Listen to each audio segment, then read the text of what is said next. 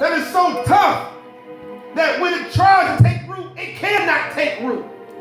And what happens is that soon when something comes its way, it's so quick to take up root and leave. Y'all know how it is.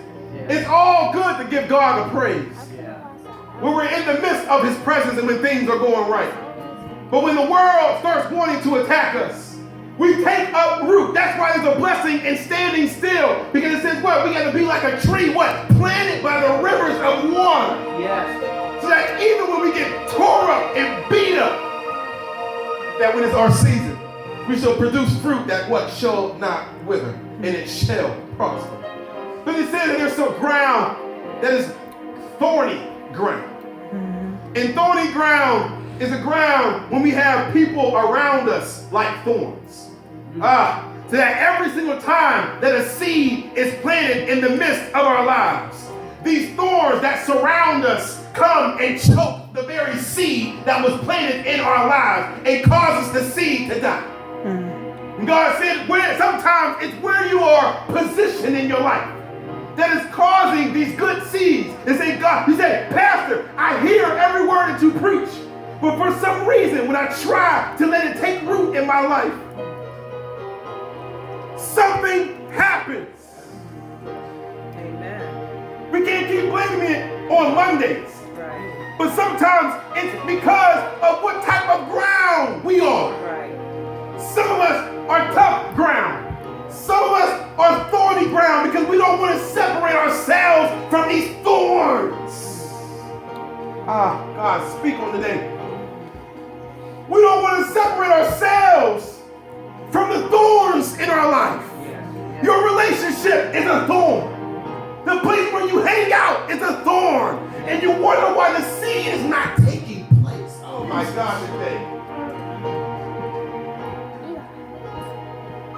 And we can't grow and produce what's trying to be seeded into us because we are around thorny people. Yes. And God's saying, just like he said in Joshua, we got to sanctify ourselves. Yes.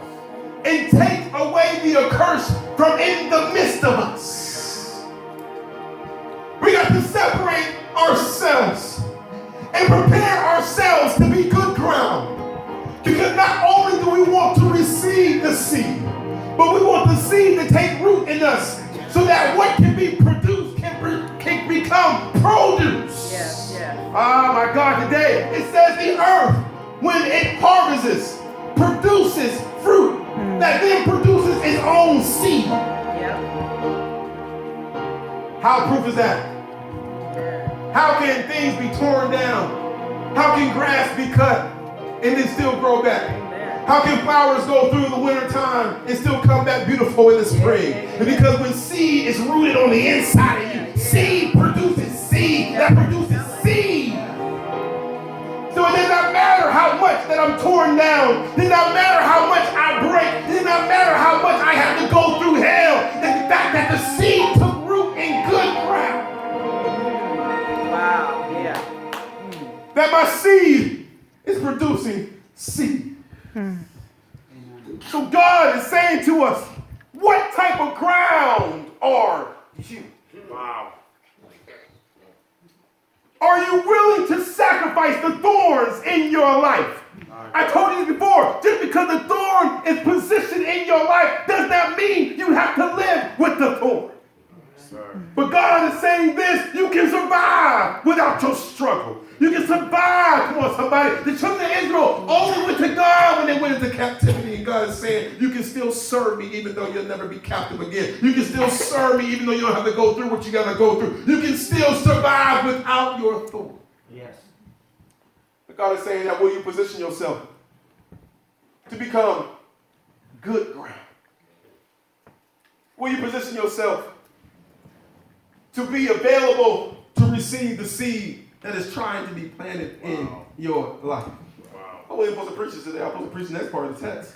But God allowed me to minister to you because it's somebody right now that's struggling right now to become the ground that God wants in your life. There's somebody who's struggling right now and said, I have been hard ground and hard soil for too long. That even every single time it tries to take root, it doesn't take root deep enough. And so soon when trials come my way, soon when issues come my way, I get to a place in my life that I end up having to run away from them because the root have not been there. Wow. So soon when issues come, I take root and I go somewhere and plant somewhere else. Soon when issues come again, I take root and I plant myself somewhere. Go somewhere and sit down and let the root of the seed get in your life. Yeah. That's good, sir. You wonder why you're not fruitful. We wonder why God has not produced what we know He's called to produce. It's because we will not go through the process of letting the seed take root. Yes, sir. Hallelujah. You can't become this, that, and the other in your life if you don't let the process happen in your life. We got to be able to understand, like I told you, is that to produce, but to let seed produce creates produce. Amen. Y'all know what produce is? Mm-hmm. But it has to go through the season of harvesting. Yes, sir. And God is saying that He's speaking to us. That's why I want to get you in the moment. He's speaking. We can stand to our feet. He's speaking to us right now. That there is placing conditions that we are in. And it's disallowing us to produce. And God is saying, this is a season of victory that I'm trying to get you to produce and not reduce in me. Oh, come on, somebody. Y'all know what that is? He wants us to be produce. Yes. He wants us to have production. Yes. Hallelujah. He wants us to be able to get things to pour out of us. Yes. And He's saying that you shall not be reduced, but you shall produce. You shall not die, but you shall live. You shall not lose, but you shall win. You shall not fail, but you shall have success. But God said, what type of ground? Yeah. Good word. Yes. Can I seed into your life? Yes. This other day, I told you that the scripture was, it tells you strict orders. Sanctify yourself. And even tells that later on, it says, sanctify yourself and you'll see what? The glory. And if we want to see an outcome of God, if we want to see God to do something in our lives, we have to be able to get ready to sanctify ourselves and separate ourselves for His will. I ain't going to beg nobody to come to this altar today because many of us know we need to come to this altar. Many of us know that we need to get some things right with God and produce ourselves. I know it feels good sometimes to be in the wrong. I know it's comfortable to be in the wrong. I know it's okay because we feel like if I get rid of this man or this woman, I won't have another one come my way. But you got to get to a place that God said, what type of ground are you on? Victory only falls on good ground. Come on, somebody. Wow. You got to get able to prepare yourself and train yourself to get in the place and position for God to move. And so if you know that and believe that today, I say come to this altar right now without a second thought and understand today. Let's get it right with Him on today. Let's position